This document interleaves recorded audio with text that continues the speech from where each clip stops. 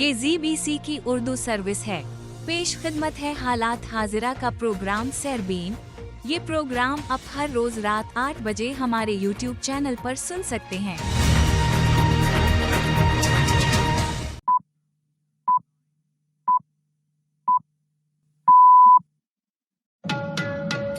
आज बुध है और अक्टूबर की 23 तारीख।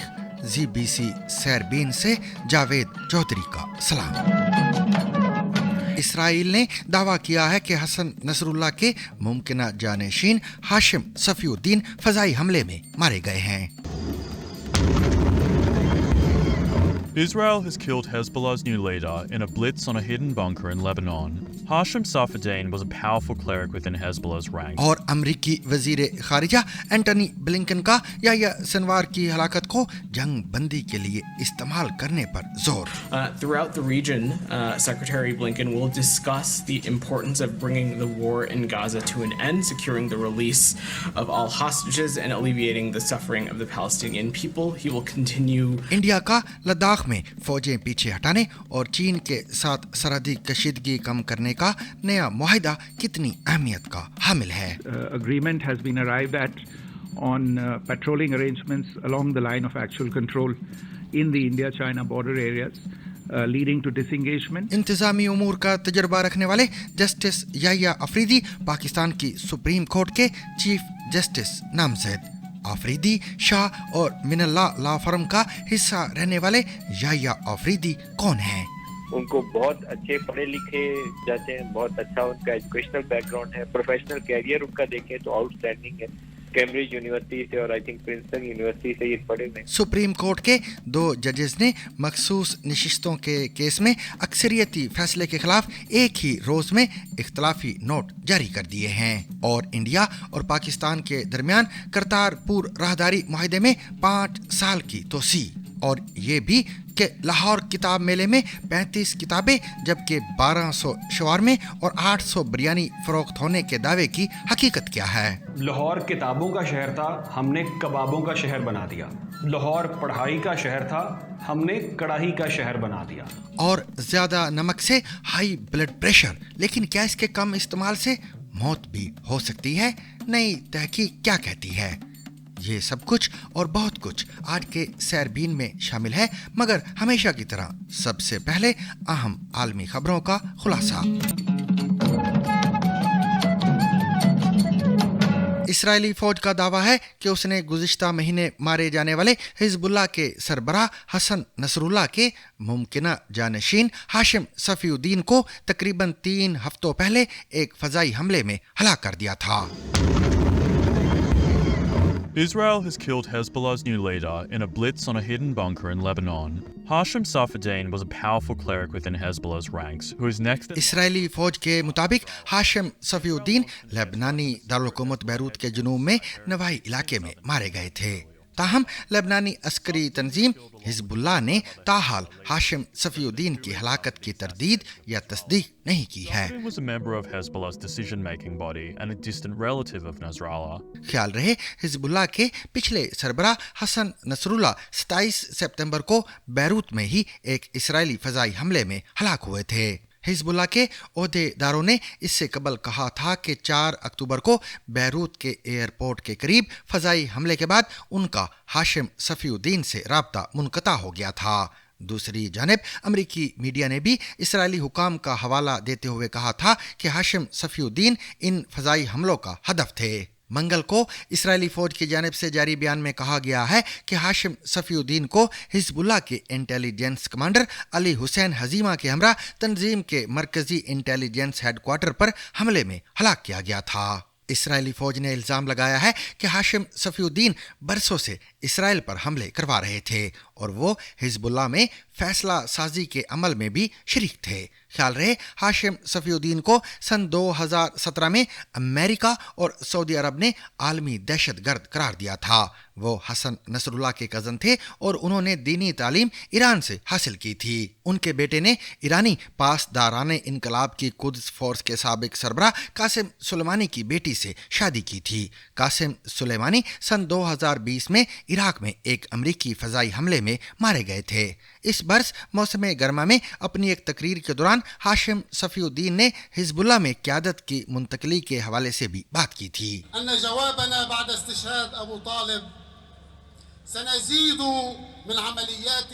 खबर रसा इदारे AFP के मुताबिक उन्होंने कहा था कि हमारी मुज़ाहमत के दौरान जब कोई रहनुमा मारा जाता है तो कोई दूसरा एक नए मजबूत अज़म के साथ परचम उठा लेता है।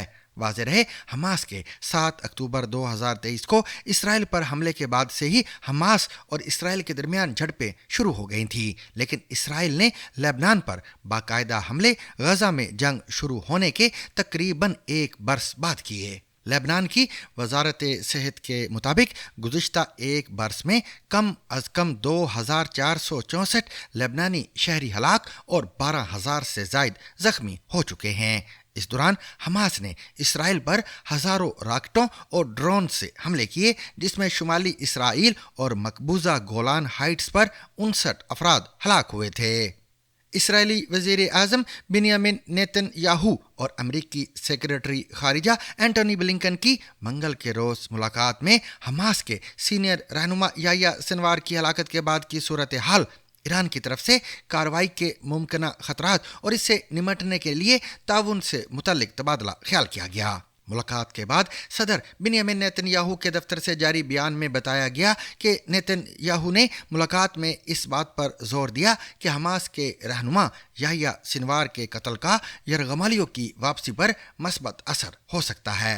अमरीकी सेक्रेटरी खारिजा एंटोनी ब्लिंकन ने इसराइली सदर नेतन्याहू से मुलाकात में हमास के रहनुमा याह्या सिनवार को मारने के बाद की सूरत हाल को इस्तेमाल करने और जंग बंदी की ज़रूरत पर जोर दिया। याद रहे कि गजा में याह्या सिनवार की हलाकत हमास के खिलाफ जंग में इसराइल की अब तक की सबसे बड़ी कामयाबी करार दी जा रही है। हमास के सीनियर रहनुमा को 16 अक्टूबर को इस्राएली फोर्सेज ने हलाक कर दिया था और उनकी मौत हमास के लिए एक संगीन धचका साबित हुई है। सिनवार ने हमास को एक जंगी कुव्वत में तब्दील किया और उन्हीं की बदौलत हमास ने इसराइल की रियासत को उसकी तारीख की सबसे बड़ी नाकामी से हमकिनार किया था, यानी 7 अक्टूबर 2023 को इसराइल पर हमास के चौंका देने वाले हमलों की सूरत में। मंगल को अपनी मुलाकात में अमरीकी सेक्रेटरी खारिजा एंटनी ब्लिंकन ने इसराइली वज़ीर आज़म नेतन्याहू से मुतालबा किया कि वो जंग बंदी के लिए हमास के सियासी ब्यूरो के साबिक सरबराह याह्या सिनवार की हलाकत के बाद पैदा होने वाले मौके को इस्तेमाल करें और गजा में तनाज़ा ख़त्म करके और पायदार सलामती के लिए इक़दामात की जानिब जाएं। एंटनी ब्लिंकन के तर्जमान मैथ्यू मिलर ने मुलाकात के हवाले से बताया है कि अमरीका ने गजा में इंसानी इमदाद भेजने के लिए मजीद काम करने के लिए इसराइल पर जोर दिया है। To civilians in Gaza, he will also discuss the need to 2 minutes. The secretary will be wheels up a little later this afternoon, heading to Israel and other countries in the Middle East. In Israel, the secretary will reaffirm the United States ironclad commitment to Israel's security and emphasize advancing enduring peace and security for Israelis and Palestinians alike. Indian वज़ीर आज़म Narendra Modi BRICS के सरबराही इजलास में शिरकत के लिए रूस के शहर काज़ान में मौजूद हैं। रूस की सरबराही में होने वाली इस इजलास में चीन और ईरान के सदूर समेत 20 ममालिक के सरबराहान ममलकत शिरकत कर रहे हैं।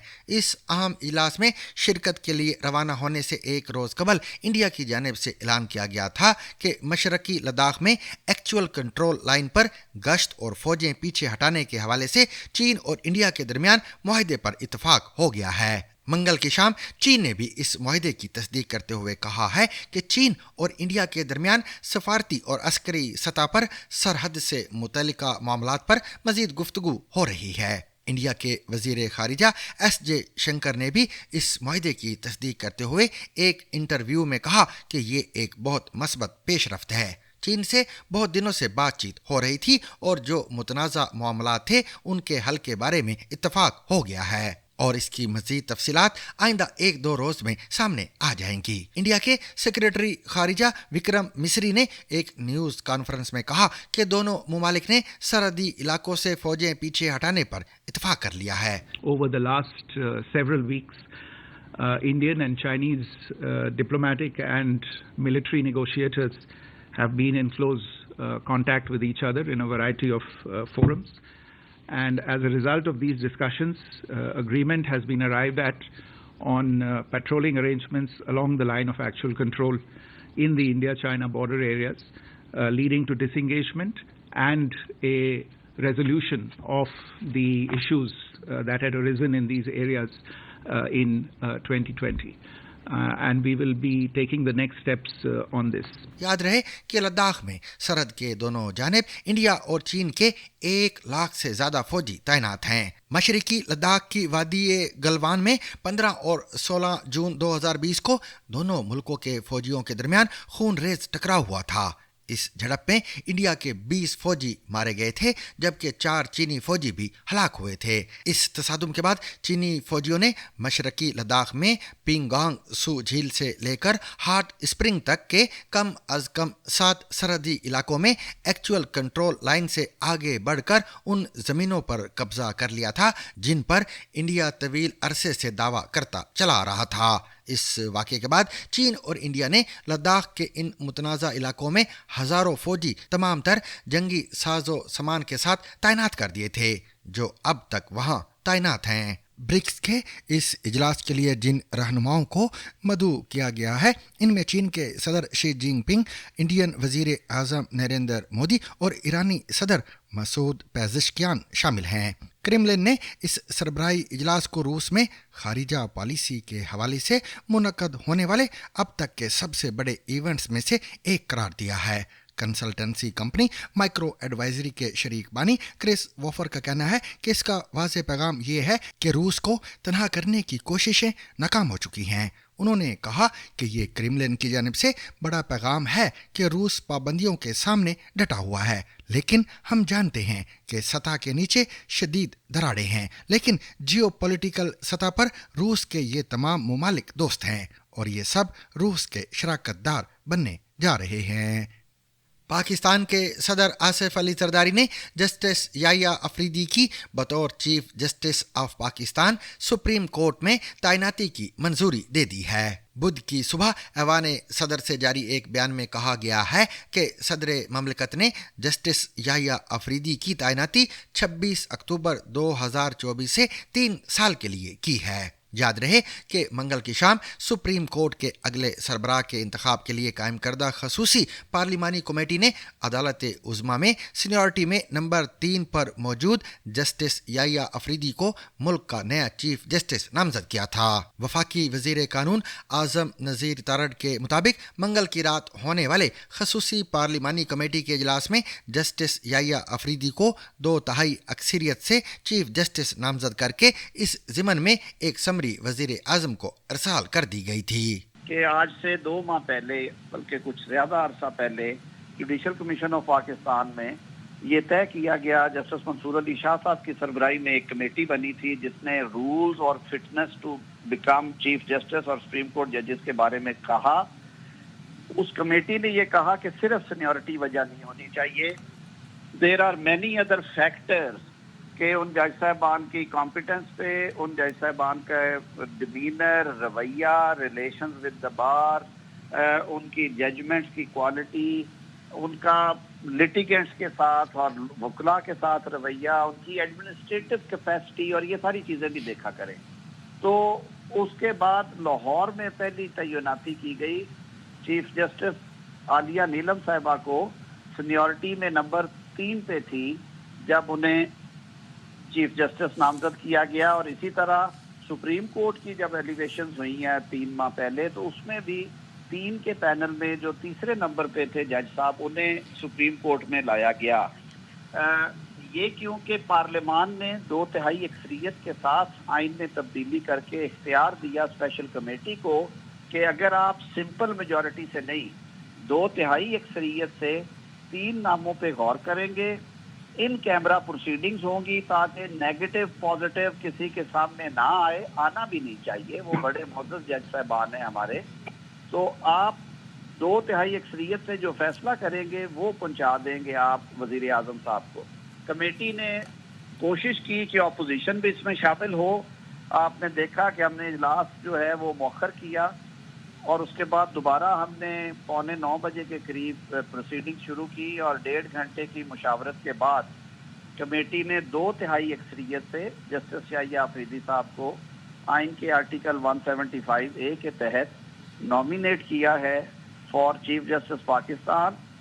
وہ کیونکہ پہلے 3 سینئر موسٹ ججز میں سے ہیں اور یہ آئینی مینڈیٹ جو ہے یہ پارلیمانی کمیٹی کے پاس تھا. خیال رہے کہ پاکستان کے موجودہ چیف جسٹس قاضی فائز عیسیٰ 25 اکتوبر کو ریٹائر ہو رہے ہیں. 26ویں آئینی ترمیم کے نفاذ کے بعد نئے چیف جسٹس آف پاکستان کی تقرری کے لیے خصوصی پارلیمانی کمیٹی کا اجلاس منگل کو ہوا تھا. پی ٹی آئی اور سنی اتحاد کونسل کے نمائندے اس اجلاس میں شریک نہیں ہوئے تھے اور انہوں نے کمیٹی کی کارروائی کا بائیکاٹ کیا تھا. اس اجلاس میں چیف جسٹس کی تقرری کے لیے سیکرٹری قانون کی جانب سے بھیجے گئے سپریم کورٹ کے 3 انتہائی سینئر ججوں کے نام پیش کیے گئے تھے، جن میں جسٹس منصور علی شاہ، جسٹس منیب اختر اور جسٹس یحییٰ آفریدی شامل تھے. بند کمرہ اجلاس میں طویل بحث کے بعد کمیٹی نے جسٹس یحییٰ آفریدی کے نام پر اتفاق کیا تھا. پاکستان کے صوبہ خیبر پختونخوا کے ضلع ڈیرہ اسماعیل خان سے تعلق رکھنے والے جسٹس یحییٰ آفریدی بطور چیف جسٹس نامزدگی کے وقت سپریم کورٹ میں سینئرٹی کے لحاظ سے 3 نمبر پر ہیں. جسٹس آفریدی نے ابتدائی تعلیم لاہور کے ایچیسن کالج سے حاصل کی. اس کے بعد انہوں نے گورنمنٹ کالج لاہور سے BA اور پھر پنجاب یونیورسٹی سے معاشیات میں MA کیا، جبکہ انہوں نے قانون کی تعلیم برطانیہ کی کیمبرج یونیورسٹی سے حاصل کی ہے. جسٹس آفریدی نے 1990 میں ہائی کورٹ کے وکیل کی حیثیت سے پریکٹس شروع کی، جبکہ 2004 میں سپریم کورٹ میں وکالت کا آغاز کیا.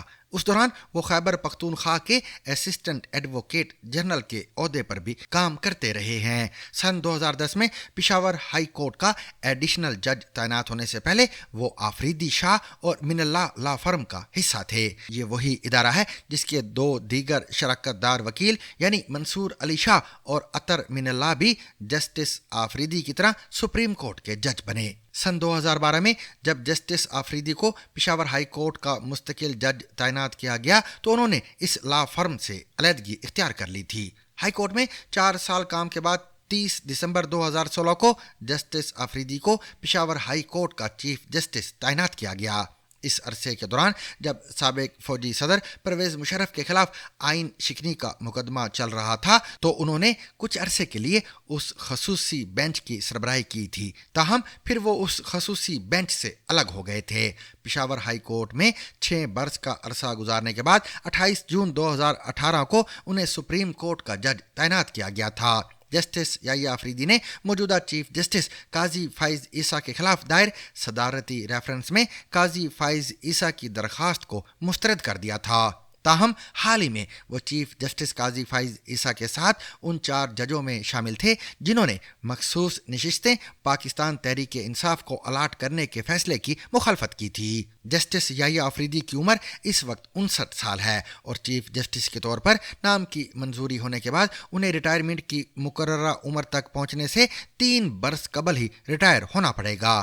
اس کی وجہ 26ویں آئینی ترمیم ہے جس میں یہ کہا گیا ہے کہ ملک کے چیف جسٹس کا تقرر 3 سال کے لیے ہوگا اور یہ مدت مکمل ہونے کے بعد اس چیف جسٹس کو ریٹائر ہی سمجھا جائے گا چاہے وہ 65 سال کی عمر کو نہ بھی پہنچا ہو. پاکستان بار کونسل کے سابق وائس چیئرمین امجد شاہ کا کہنا ہے کہ سپریم کورٹ کے چیف جسٹس کی دوڑ میں شامل 2 ججوں یعنی جسٹس منصور علی شاہ اور جسٹس یحییٰ آفریدی کا لیگل کیریئر بہت بہتر ہے اور وہ دونوں ہائی کورٹس کے چیف جسٹس بھی رہ چکے ہیں جبکہ انہیں انتظامی امور کا تجربہ بھی حاصل ہے. BBC سے بات کرتے ہوئے انہوں نے کہا کہ جسٹس یحییٰ آفریدی نے متعدد ایسے فیصلے دیے ہیں جن کو وکلا کمیونٹی میں بڑی عزت سے دیکھا جاتا ہے. چودھری اکرام ایڈوکیٹ کا کہنا ہے کہ اگر ماضی کو دیکھا جائے تو جسٹس یحییٰ آفریدی نے کسی بھی معاملے میں اپنے آپ کو متنازع نہیں بنایا اور وہ آئین اور قانون کے مطابق ہی فیصلہ دیتے رہے ہیں. پاکستان کی تاریخ میں پہلی مرتبہ پارلیمانی کمیٹی کے ذریعے ملک کی سب سے بڑی عدالت یعنی سپریم کورٹ کے چیف جسٹس کا انتخاب کیا گیا ہے. اس سے پہلے سپریم کورٹ کی حالیہ تاریخ میں الجہاد ٹرسٹ کیس کے فیصلے کی روشنی میں سب سے سینئر جج ہی ملک کا چیف جسٹس ہوتا تھا. पाकिस्तान की सुप्रीम कोर्ट के चीफ जस्टिस काजी फाइज ईसा की सबक दोषी से 3 रोज कबल मखसूस नशिस्तों के केस में अक्सरियती फैसले के खिलाफ एक ही दिन में 2 अहम इख्तलाफी नोट जारी किए गए हैं। चीफ जस्टिस काजी फाइज ईसा ने अक्सरियती मुख्तसर फैसला गैर हतमी करार दे दिया और लिखा कि केस में अपीलों का हतमी फैसला हुआ ही नहीं, इसलिए फैसले पर अमल दरामद लाजिम नहीं और न ही अदम तामील पर तौहीन अदालत की कार्रवाई हो सकती है। चीफ जस्टिस ने अपने इख्तलाफी नोट में ये भी बता दिया कि नजर सानी दरखास्तों पर समाअत मुकर्रर होने में जस्टिस मंसूर अली शाह और जस्टिस मुनीब अख्तर रुकावट बने रहे। दूसरे इख्तलाफी नोट में जस्टिस जमाल मंदोखेल ने लिखा 41 नशिस्तें PTI को देना नहीं बनता, जबकि सुन्नी इत्तेहाद कौंसिल यानी SIC के किसी रुकन ने इलेक्शन लड़ा ही नहीं। चीफ जस्टिस काजी फाइज ईसा ने जस्टिस मंदोखेल के इस इख्तलाफी फैसले से इत्तफाक किया और फिर अपना इजाफी इख्तलाफी नोट भी लिखा, जिसमें फैसला आने के बाद 8 जजों की वजाहतों को निशाना बनाया गया है। जस्टिस काजी फाइज ईसा ने लिखा कि फैसले में आईनी खिलाफ वर्जियों और कोताहियों की निशानदेही मेरा फर्ज है। पाकिस्तान का आइन तहरीरी है और आसान जुबान में है। अक्सरियती जजेस ने फैसले में वजाहत के लिए अप्लाई करने का कहा। ये हुक्म पाकिस्तान में राइज अदालती तरीक़ाकार से मुताबिकत नहीं रखता। माजी में ऐसी कोई गुंजाइश देने की कोई नज़ीर भी नहीं मिलती। चीफ जस्टिस का यह भी कहना है कि मखसूस नशिस्तों का केस 13 रुकनी बेंच ने सुना था। वजाहत के लिए दरखास्तें 8 जजेस के सामने रखने का कह दिया गया। 13 रुकनी बेंच में से अलग 8 रुकनी बेंच निकाल लिया गया, जबकि मजीद दरखास्तें दायर करने की गुंजाइश देने से ये तासुर मिला कि केस अभी ज़ेरे इल्तवा है। चीफ जस्टिस ने अपने इख्तलाफी नोट में लिखा, ये तजवीज़ भी दी थी कि मखसूस नशिस्तों का मुकदमा मुझे और मुस्तकबिल के मुमकिना चीफ जस्टिस को नहीं सुनना चाहिए, लेकिन कमेटी में मेरी तजवीज़ से जस्टिस मंसूर और जस्टिस मुनीब ने इत्तफाक नहीं किया, इस वजह से फुल कोर्ट बनाना पड़ा। इख्तलाफी नोट के मुताबिक अक्सरियती मुख्तसर फैसले के खिलाफ नजर सानी दरखास्तों पर समाअत जस्टिस मंसूर और जस्टिस मुनीब ने मुकर्रर न होने दी। मुकदमात की समाअत मुकर्रर करने वाली 3 रुकनी कमेटी में दोनों अरकान ने समाअत तातीलात के बाद मुकर्रर करने का मौक़िफ़ इख्तियार किया। जस्टिस काजी फाइज ईसा ने 8 जजेस के वजाहती हुक्मनामे पर रजिस्ट्रार से किए गए सवालात और रजिस्ट्रार के जवाबात को भी इख्तलाफी नोट का हिस्सा बनाया है। उन्होंने ये तवक्को भी जाहिर की कि अक्सरियती जजेस अपनी गलतियों पर गौर करके दुरुस्त करेंगे और साथी जजेस यकीनी बनाएंगे कि पाकिस्तान का निज़ाम आइन के तहत चले। जस्टिस जमाल मंदोखेल ने 17 सफाती इख्तलाफी नोट में 41 अरकान को PTI का रुकन मानने से इनकार कर दिया। उन्होंने लिखा, ROs और इलेक्शन कमीशन ने PTI उम्मीदवारों को गैर कानूनी तौर पर आज़ाद डिक्लेयर किया। ROs और इलेक्शन कमीशन की गलती की सज़ा 49 अरकान को तो नहीं दी जा सकती। अलबत्ता बाकी 41 आज़ाद अरकान की हद तक रिकॉर्ड पर ऐसा कुछ नहीं कि वो PTI से थे। नोट के मुताबिक इससे इत्तफाक नहीं कि अरकान असम्बली 15 रोज़ में तहरीक इंसाफ में शामिल हों। उम्मीदवार को इलेक्शन से कबल अपनी मुतालिका पार्टी का टिकट RO को जमा कराना होता है। जो पार्टी का टिकट या डिक्लेरेशन जमा नहीं कराता वो आज़ाद तस्वुर होता है। जस्टिस मंदोखेल का कहना है कि आइन में ख़वातीन और अक़लियतों की मखसूस नशिस्तें जारी करने का बाकायदा तरीक़ाकार मौजूद है। पाकिस्तान के वफाकी दारुल हुकूमत इस्लामाबाद की हाई कोर्ट ने साबिक वज़ीर आज़म इमरान खान की अहलिया बुशरा बीबी की तोशाखाना केस में ज़मानत मंजूर करते हुए कहा है कि अगर वो किसी और मुकदमे में मतलूब नहीं तो उन्हें रिहा कर दिया जाए। अदालत ने बुशरा बीबी के वकील को 10-10 लाख रुपए के ज़मानती मचलके जमा करवाने का हुक्म दिया है और ये हुक्म इस्लामाबाद हाई कोर्ट के जज जस्टिस गुल हसन औरंगज़ेब ने मुलज़मा की जानिब से इस मुकदमे में दायर की गई ज़मानत की दरख्वास्त पर सुनाया है। वाज़ेह रहे कि तोशाखाना के एक और मुकदमे में इस्लामाबाद हाई कोर्ट के साबिक वज़ीर आज़म इमरान खान और बुशरा बीबी को दी जाने वाली सज़ाएं पहले ही मुअत्तल की जा चुकी हैं। इससे कबल बुशरा बीबी को इद्दत के दौरान निकाह के मुकदमे में भी बरी कर दिया गया था। पाकिस्तान तहरीक इंसाफ की कानूनी टीम का कहना है कि इमरान खान की अहलिया दहशत गर्दी के मुतअद्दिद मुकदमात में भी बरी हो चुकी हैं और अब उनके खिलाफ कोई ऐसा मुकदमा नहीं है जिसमें वो कानून नाफिज करने वाले इदारों को मतलूब हों। दूसरी जानिब समाजी राब्ते की वेबसाइट एक्स पर PTI रहनुमा और साबिक वफाकी वजीर जुल्फी बुखारी का कहना है कि बुशरा बीबी की रिहाई के लिए जमानती मचलके जमा करवा दिए गए हैं, मगर जिस जज ने बुशरा बीबी की रिहाई के लिए रोबकार जारी करना थी वो अपनी अदालत को ताला लगाकर चले गए हैं, जिसकी वजह से ताहाल रोबकार जारी नहीं हो सकी है। इंडिया और पाकिस्तान के दरमियान करतारपुर राहदारी मुआहदे में 5 साल की तोसी कर दी गई है। दोनों ममालिक के दरमियान सफारती सतह पर बातचीत के बाद मुआहदे में तोसी की गई है। याद रहे कि करतारपुर राहदारी का मौजूदा मुआहदा 23 अक्टूबर तक नाफिजुल अमल था। पाकिस्तान के दफ्तर खारजा से जारी बयान के मुताबिक ज़ायरीन की सहूलत के लिए इंडिया और पाकिस्तान ने करतारपुर राहदारी के मुआहदे की तोसी का फैसला किया है। याद रहे कि 24 अक्टूबर 2019 को 5 साला मुद्दत के लिए करतारपुर मुआहदे पर दस्तखत किए गए थे। करतारपुर सिख मजहब के बानी गुरु नानक की रिहाइशगाह और जाए वफात है। गुरु नानक ने अपनी 70 बरस और 4 माह की जिंदगी में दुनिया भर का सफर किया। गोबंद सिंह के मुताबिक करतारपुर में उन्होंने अपनी जिंदगी के 18 बरस गुजारे, जो किसी भी जगह उनके क़याम का सबसे लंबा अरसा है। मंगल के रोज़ पाकिस्तान के दफ्तर खारजा से जारी बयान में कहा गया कि इस मुआहदे की तजदीद बैनुल मज़ाहिब हम आहंगी और पुरअमन बकाए बाहमी को फ़रोग़ देने के लिए पाकिस्तान के अज़म की निशानदही करती है। दफ्तर खारजा के मुताबिक ये मुआहदा इंडिया से आने वाले ज़ायरीन को वीज़ा फ्री रसाई की पेशकश करता है। पाकिस्तान के सोशल मीडिया पर गुज़िश्ता चंद रोज़ से लाहौर किताब मेले के हवाले से एक तस्वीर और पाकिस्तानी टीवी के अदाकार खालिद अनम से मंसूब एक बयान बहुत ज़्यादा वायरल है।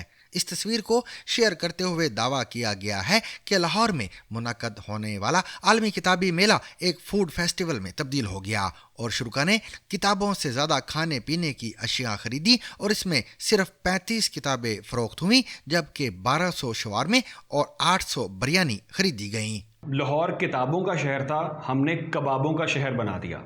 लाहौर पढ़ाई का शहर था, हमने कड़ाही का शहर बना दिया। लाहौर में एक कुतुब मेले का इनेकाद किया गया, यानी कि बुक फेयर का, जिसमें किताबें तो तकरीबन 35 फ़रोख्त हुई हैं, लेकिन शवारमे 1200 और बिरयानियाँ 800 से ज़्यादा फ़रोख्त हुई हैं। इस वायरल तस्वीर और बयान को न सिर्फ सोशल मीडिया पर मुख्तलिफ सार्फिन की जानिब से शेयर किया गया, बल्कि कुछ सियासतदानों ने भी इस पर तबसरे किए। मगर इन तबसरों और ख़बरों में क्या कहा गया, इस तरफ बढ़ने से कबल ये जानना ज़रूरी है कि मज़कूरा दावे की हकीकत क्या है।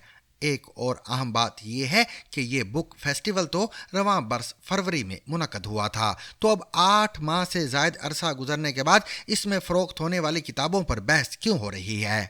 इस तस्वीर और बयान की हकीकत जानने के लिए हमने उन्हीं से राब्ता किया जिनके नाम से ये बयान मंसूब करके सोशल मीडिया पर वायरल किया गया। लाहौर किताब मेले से मुताल्लिक तस्वीर और बयान पर ZBC से बात करते हुए पाकिस्तानी टीवी अदाकार खालिद अनम का कहना था कि इन आदाद व शुमार में कोई हकीकत नहीं।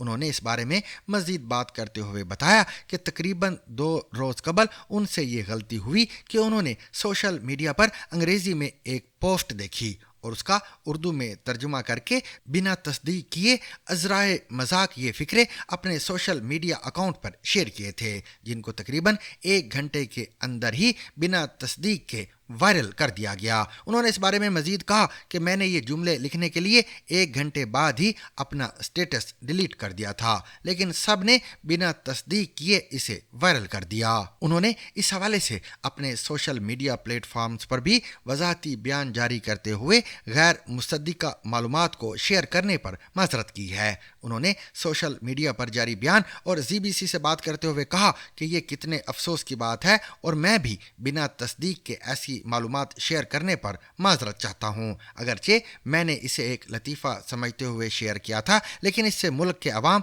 और शहरों की बदनामी हुई है। सामीन, कहा जाता है कि जब तक खाने में नमक ना हो जायका नहीं आता।